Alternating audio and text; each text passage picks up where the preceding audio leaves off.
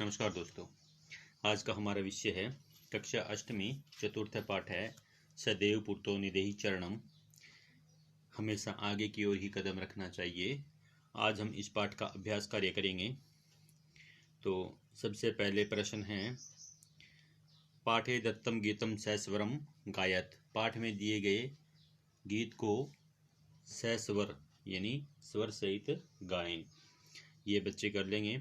अधोलिखिता नाम प्रश्न नाम उत्तराणी एक पदेन लिखत। प्रश्न नंबर 2 है, नीचे लिखे गए अधोलिखिता नाम मतलब नीचे लिखे गए प्रश्नों के उत्तर एक शब्द में लिखें, यानी एक शब्द में हमें उत्तर लिखना है। प्रश्न क्या है, स्वकीयम साधनम किम भवति। स्वकीयम यानी अपना, साधनम साधन, किम क्या भवति होता है, अपना साधन क्या होता है। तो हमने पिछले वीडियो में पढ़ा था कि अपना साधन क्या होता है, अपना साधन होता है बलम। तो यहाँ पर किम के स्थान पर आ जाएगा बलम। अपना साधन अपना बल ही होता है, तो बलम हो जाएगा। दूसरा है, पथि के विषमा प्रखरा। पथि यानी रास्ते में, के क्या, विषमा असमान, प्रखरा तीखे, यानी प्रखर तीखे और असमान क्या थे रास्ते में। तो हमने पढ़ा था ना कि वहाँ पर पत्थर के टुकड़े थे, तो पाषाणः। तो यहाँ पर हो जाएगा पाषाणः, पाषाणः, इसमें हो जाएगा पाषाणः। दूसरा है, तीसरा है गय सततम किम करणीयम। सततम हमेशा, किम क्या, करणीयम करना चाहिए, हमेशा क्या करना चाहिए। ऊपर वाले में के स्थान पे आया है पाषाणः, और सततम किम करणीयम हमेशा क्या करना चाहिए। तो यहाँ पर किम के स्थान पर आ जाएगा हमारा ध्येयम स्मरणम। तो यह कर लेते हैं हम। तीसरी में आएगा दयेयम स्मरणम, स्मरणम, ध्येयम स्मरणम, ध्येय स्मरण करना चाहिए, यानी अपने लक्ष्य को हमेशा याद रखना चाहिए। आगे आता है, एतस्य गीतस्य रचयिता क्या है। इस गीत के रचयिता कौन है। तो कै के स्थान पर इस गीत को लिखने वाले का नाम आता है, तो नाम था श्रीधर भास्कर। तो यहाँ पर आ जाएगा श्रीधर भास्कर, श्रीधर भास्कर। तो इस गीत को लिखने वाले का नाम है श्रीधर भास्कर, यानी श्रीधर भास्कर ने यह गीत लिखा है। फिर आता है, स कीदृश कवि मन्यते। वह किस प्रकार का कवि माना जाता है। कीदृश यानी किस प्रकार का, वह किस प्रकार का कवि माना जाता है। तो हमने पढ़ा था वह कवि है राष्ट्रवादी। तो राष्ट्रवादी, कीदृश का स्थान पे आ जाएगा राष्ट्रवादी। तो यहाँ पर यह हो जाएगा राष्ट्रवादी कवि थे। आगे है, मंजूषा तक क्रियापदानी चित्वारी स्थानानी पूर्यत। मंजूषा में से, मंजूषा से क्रियापदों को चुनकर एक स्थानों की पूर्ति करें। तो ये कुछ शब्द हैं, इन शब्दों के पहले अर्थ बता देता हूं मैं। निदेही रखो, विदेही करो, जही ही छोड़ दो, देही दो, भज याद करो या भजन करो, चल चलो, कुरु करो। तो इस प्रकार से ये शब्द हैं, तो इनको हमें यहाँ पर रखना है। पहला है तवम विद्यालयम, तुम विद्यालय। अब तुम विद्यालय, तो ऊपर वाले में से क्या आ सकता है कि तुम विद्यालय, भजो याद करो, चलो कि, तो यहाँ पर आएगा चलो, यानी तुम विद्यालय चलो। तो इसमें आ जाएगा चल, पहले में आएगा चल। दूसरा है राष्ट्रीय अनुरक्तिम। राष्ट्र में अनुरक्ति यानी राष्ट्र में प्रेम, राष्ट्र में प्रेम दो, राष्ट्र में प्रेम छोड़ दो, राष्ट्र में प्रेम याद रखो, यह नहीं है। तो इसमें आएगा राष्ट्र में प्रेम दो, विदेही। तो इसमें आ जाएगा विदेही। विदेही का मतलब होता है दो, विदेही। राष्ट्र में प्रेम रखो, विदेही रखो, राष्ट्र में प्रेम रखो, विदेही। आगे तीसरा है मय्यम जलम, मुझे जल, मय्यम मुझे, जल जल। अब मुझे जल देही दो, मुझे जल देही दो। आगे आता है मूढ़ है, मूर्ख, खालिस्तान, धन आगम तृष्णानाम, तृष्णाम, धन आगम धन आने की, तृष्णाम प्यास, हे मूर्ख, धन आने की प्यास को क्या करेंगे, जही ही यानी छोड़ दो। तो जही ही का मतलब होता है छोड़ दो। जही ही यानी त्याग दो या छोड़ दो। आगे आता है खालिस्तान गोविंदम। अब गोविंद को क्या है कि भजो यानी याद करो। तो यहां पर आ जाएगा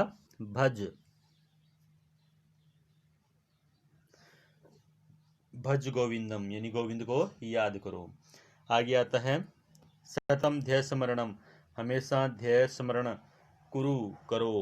तो यहां पर हो जाएगा कुरु, हमेशा ध्येय स्मरण कुरु, ध्येय का स्मरण करो यानी अपने लक्ष्य को याद रखो।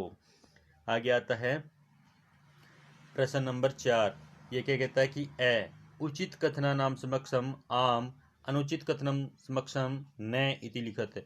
उचित कथनों के सामने आम, अनुचित कथनों के सामने न यह लिखो। इस प्रकार से लिखना है। तो आगे आता है क भाग। निज निकेतनम गिरी शिखरे अस्ति, अपना निकेतन यानी अपना घर गिरी शिखरे पर्वत की चोटी पर अस्ति है। अपना जो घर है वह कहाँ पर समझना चाहिए हमें, क्योंकि हमें चोटी पर पहुंचना है। तो हमारा लक्ष्य क्या होगा कि हमारा घर कहाँ पे है, पर्वत का शिखर है यानी वहीं पर हमें जाना है।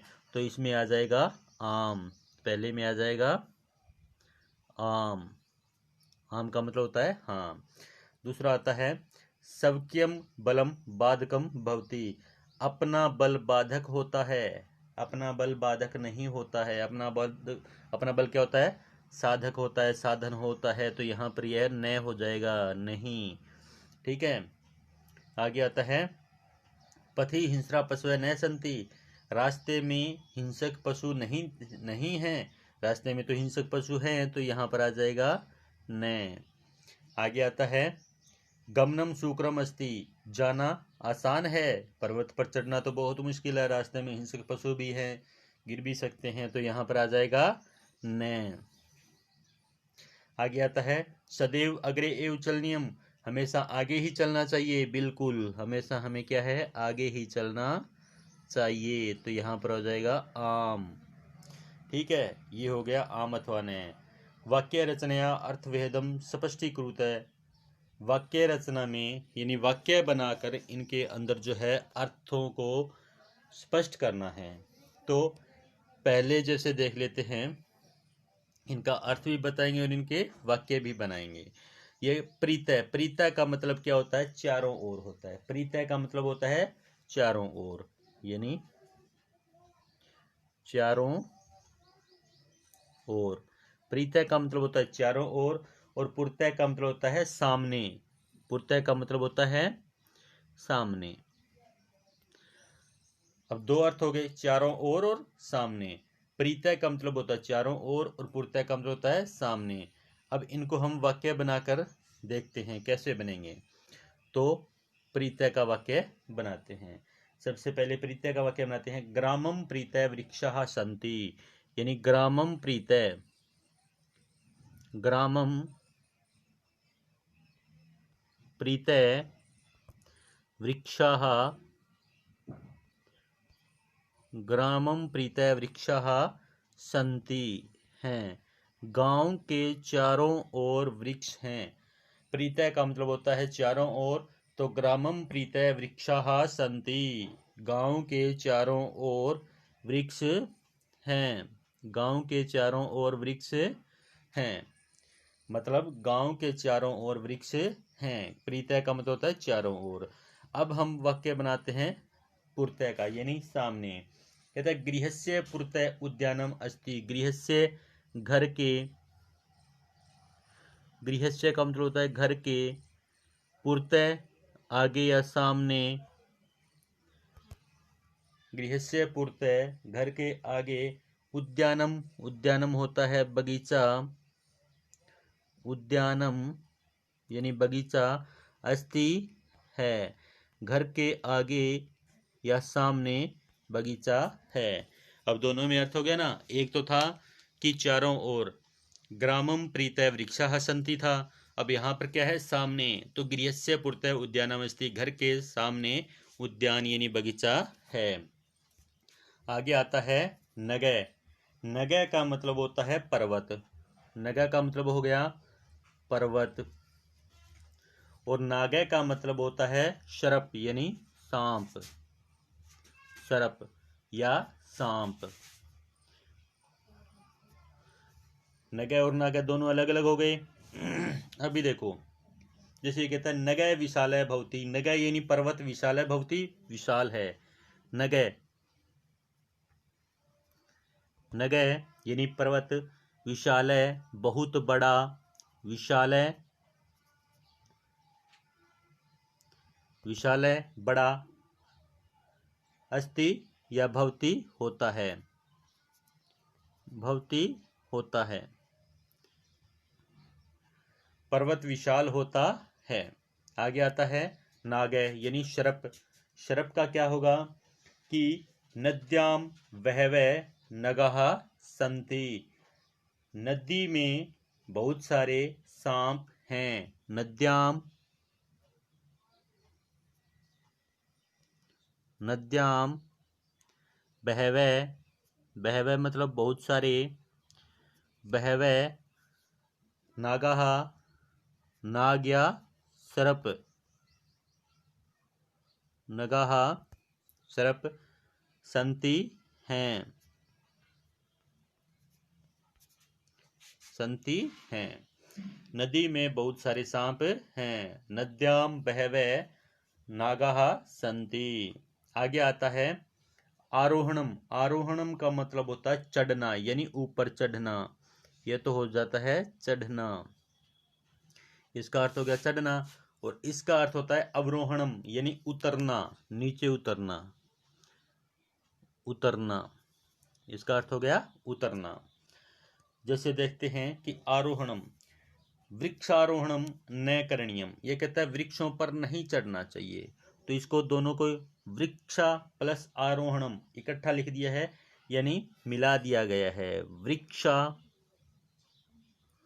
वृक्षा आरोहणम, आरोहणम, वृक्षारोहणम न करणीयम। न नहीं, करणीयम करना चाहिए, यानी वृक्षों पर नहीं चढ़ना चाहिए। वृक्षारोहणम न करणीयम, वृक्षों पर नहीं चढ़ना चाहिए। ठीक है, आरोहणम चढ़ना, तो वृक्षा आरोहणम, वृक्ष आरोहणम, वृक्षा आरोहणम न करणीयम, वृक्षों पर नहीं चढ़ना चाहिए। अवतरणम, ये कहता है वृक्षात अवरोहणम शुक्रम अस्ति। इसका बनाएंगे वृक्षात अवरोहणम यानी उतरना, अवरोहणम शुक्रम अस्ति। शुक्रम मतलब आसान, शुक्रम, शुक्रम अस्ति आसान है, यानी वृक्ष से उतरना आसान है। वृक्ष पर चढ़ना तो मुश्किल ही होता है, उतरना आसान होता है, सीधा उतर जाते हैं। तो ये कहते हैं वृक्षों पर, वृक्षों से उतरना आसान होता है। और पहले में क्या था कि वृक्षारोहणम न करणीयम, पेड़ों पर नहीं चढ़ना चाहिए। हाँ, कहते हैं विस्मा। विस्मा होता है असमान, विस्मा यानी असमान, समा और समान। विस्मा असमान यानी ऊबड़ खाबड़, ठीक है, यानी विषम। असमान भी बोल देते हैं और विषम भी बोल देते हैं। असमान, असमान या विषम। और समा का सम या समान, समान एक समान होना। ठीक है, ये हो गया। अब विस्मा, विस्मा का अगर हम वाक्य बनाएं तो विस्मा का वाक्य बनेगा पथि विस्मा पाषाणाः सन्ति। ये इसी में लिखा हुआ था, पथि रास्ते में, विस्मा यानी असमान, पाषाणाः, पाषाणाः मतलब पत्थर, पाषाणाः सन्ति हैं, रास्ते में असमान पत्थर हैं। आगे आता है समा यानी समान।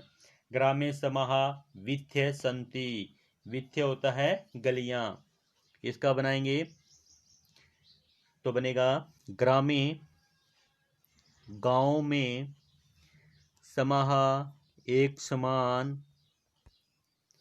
वित्थे, वित्थे होता है गलियां, वित्थे, वित्थे विसर्ग भी है पीछे, वित्थे संति हैं, यानी गांव में एक समान गलियां हैं। यह हो गया। आगे आता है मंजूषा अव्यय पदानि चित्वार रिक्त स्थानानि पूर्यत। मंजूषा से अव्यय पदों को चुनकर रिक्त स्थानों की पूर्ति करना है। तो पहले इन शब्दों का अर्थ देख लेते हैं। एव का मतलब होता है ही, खलु निश्चय ही, तथा वैसे, परितय चारों ओर, पूर्तः आगे की ओर, सदा हमेशा, विना बिना। पहला है विद्यालय से एकम उद्यानम अस्ति। विद्यालय में या विद्यालय का एक उद्यान है। विद्यालय के एक उद्यान है, कहाँ पे है? विद्यालय के एक उद्यान कहाँ पर है? तो आ जाएगा पूर्तः यानी सामने। तो क, पूर्तः आ जाएगा क में। विद्यालय से पूर्तः एक उद्यानम अस्ति, यानी विद्यालय के आगे एक उद्यान है। दूसरा है सत्यम खालिस्तान जयते। सत्य की जीत होती है। तो क्या आएगा? सत्यम एव, यानी सत्य की ही। तो यहाँ पर आ जाएगा ख। आगे आता है किम भवान स्नानम कृतवान। क्या आप स्नान करेंगे? तो निश्चय ही, तो खलु। यहाँ पर आ जाएगा गए, निश्चय ही आप स्नान करेंगे। क्या आप स्नान करेंगे? स यथा चिंत्यति खालिस्तान आचरति। वह जैसा आचरण करता है, यानी जैसा सोचता है वैसा आचरण करता है। तो वैसा का आ जाएगा घ, यानी तथा। वह वैसा ही आचरण करता है। तो घ हो गया। पहले में आ जाएगा पूर्तः, दूसरे में आ जाएगा एव, तीसरे में आ जाएगा खलु, चौथे में यानी घ में आ जाएगा तथा। अब आगे वाले में देखते हैं क्या कहता है। ग्रामम खालिस्तान वृक्षाः सन्ति। ग्रामम गांव के खालिस्तान वृक्ष हैं। कहाँ पर हैं? प्रीतः, यानी चारों ओर क्या हैं? वृक्ष हैं। तो यहाँ पर प्रीतः आ जाएगा। क्या आ जाएगा? प्रीतः। इसमें आ जाएगा प्रीतः। क्या आ जाएगा? प्रीतः। आगे आता है विद्याम खालिस्तान जीवनम वृथा। विद्या के बिना, तो यहाँ पर विना, ऊपर था ना विना, तो इसमें आ जाएगा विना, विद्या के बिना। आगे आता है खालिस्तान भगवंतम भज। खालिस्तान भगवान का भजन करो। तो भगवान का भजन करेंगे तो कब करेंगे? बोला हमेशा ही करते रहो। तो इसमें आ जाएगा सदा, सदा भगवान का भजन करो। आगे आता है विलोम पदानी योज्यत। विलोम पदों को जोड़ना है, विलोम पदों को मिलान करना है। जैसे पूर्तः का अर्थ होता है सामने, तो इसका उल्टा क्या होता है सामने का? पीछे, तो पृष्ठतः। यह हो गया। पूर्तः का पृष्ठतः होता है। सवकियम यानी अपना। सवकियम क्या होता है? अपना होता है। और अपने का उल्टा होता है पराया, तो परकियम। इसमें आ जाएगा परकियम। आगे आता है अनुरक्ति। अनुरक्ति तो होता है प्रेम, प्यार, और इसका उल्टा हो जाता है विरक्ति। अनुरक्ति का विरक्ति। आगे आता है गमनम। गमनम होता है जाना। गमनम का जाना होता है, तो गमनम का उल्टा हो जाएगा, सॉरी एक बीच में रह गया, भीति। भीति का अर्थ होता है डर। भीति का अर्थ क्या होता है? डर होता है। और डर का उल्टा होता है साहस, तो यहाँ पर साहस आ जाएगा। और गमनम का अर्थ होता है जाना, तो जाने का उल्टा होता है आगमनम, आना। ये इस प्रकार से ये हमने मिलान कर दिया है। आगे आता है लट लकार पदेभ्य लोट लकार विधि लिंग लकार पदा नाम निर्माणम कुरुत। ये क्या कहता है कि लोट लकार पदों के, लट लकार पदों के लिए, ये जो क्या है ये लट लकार हैं, इन पदों के स्थान पर, यानी ये जिस प्रकार के, जिस लकार के हैं, जिस वचन के, जिस पुरुष के हैं, वही शब्द हमें आगे लोट लकार में और विधि लिंग लकार में बनाने हैं। तो हमें ये शब्द बनाने हैं। तो ये क्या कहता है कि पहला, जैसे खेलसी। खेलसी क्या है? ये है मध्यम पुरुष एक वचन है। तो मध्यम पुरुष एक वचन का लोट लकार में बनता है पठतु। क्या बनेगा? पठतु। मध्यम पुरुष एक वचन में बनेगा पठतु। ठीक है, पठतु, पठताम, पठंतु, पठ बनेगा, सॉरी खेलची है ना, तो पठ बनेगा, इसमें बनेगा पठ। ठीक है, क्योंकि ये मध्यम पुरुष एक वचन है तो इसमें बन जाएगा पठ। ठीक है, सॉरी इसमें क्या है कि पहला तो बना रखा है पठती, पठती का पठतु, पठेत बना रखा है। आगे आता है खेलची। खेलची क्या है कि मध्यम पुरुष एक वचन का है, खेल है, तो इसमें खेल बनेगा। क्या बनेगा? खेल। ठीक है, और विधि लिंग लकार में बनता है खेले। खेले बन गया। आगे आता है खादंती, यानी प्रथम पुरुष बहुवचन में है खादंती, तो यहां पर बनेगा खादंतु। खादंतु।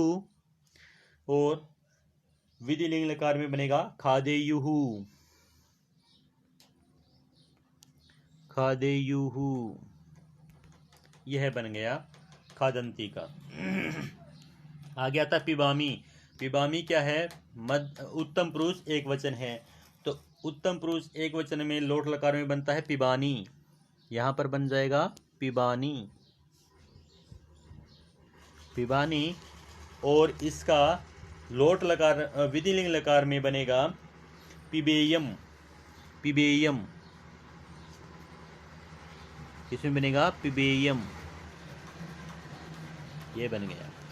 आगे आता है हस्तय। हस्तय का मतलब होता है, ये है प्रथम पुरुष द्विवचन हस्तय, तो इसके स्थान पर आ जाएगा हस्ताम।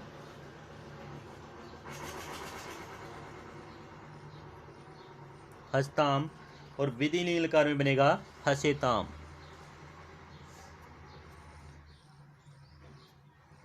हसेताम। आगे आता है न्यामय।